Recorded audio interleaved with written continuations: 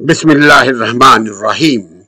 Role of Abu Bakr Siddiq radiallahu anhum in Islamic society. Society of Madina. مدنی معاشرے میں صدیق اکبر رضی اللہ عنہم کا کردار.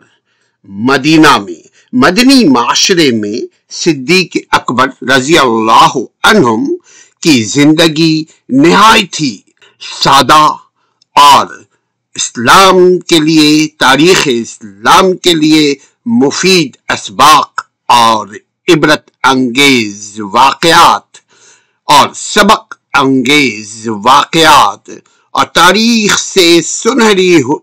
میں سنہری حروف میں لکھے جانے والے واقعات سے بھری ہوئی ہے. یہ تاریخ اسلام میں ابو بکر صدیق رضی اللہ عنہم کا قول و کردار.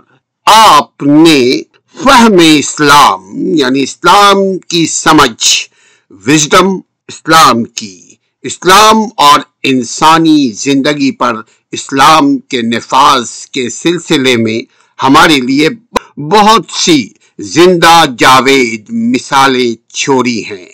ابو بکر صدیق رضی اللہ عنہم کی شخصیت مدنی معاشرے میں عظیم صفات کے ساتھ ممتاز اور نمایاں تھی.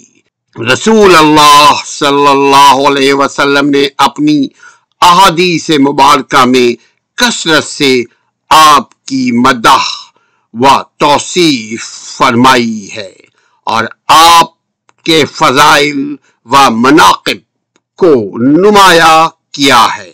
مزید برآں رسول کائنات صلی اللہ علیہ وسلم نے بہت سے صحابہ کرام پر ابو بکر صدیق رضی اللہ عنہم کو مقدم فرمایا ہے. یعنی تمام صحابہ میں سے ابو بکر صدیق کو زیادہ چاہتے تھے باہر والوں میں. یہاں پہ یاد رہے کہ تاریخ اسلام کو ہم سمجھنے کے لیے اس کو دو حصوں میں بانٹتے ہیں تاکہ سمجھ میں آئے. ایک اہل بیت ہوتے ہیں جیسے آپ کی بیٹی حضرت فاطمہ زہرا رضی اللہ عنہما، آپ کی بیوی عائشہ رضی اللہ عنہما، اور آپ کی نواسیاں اور آپ کے رشتہ دار.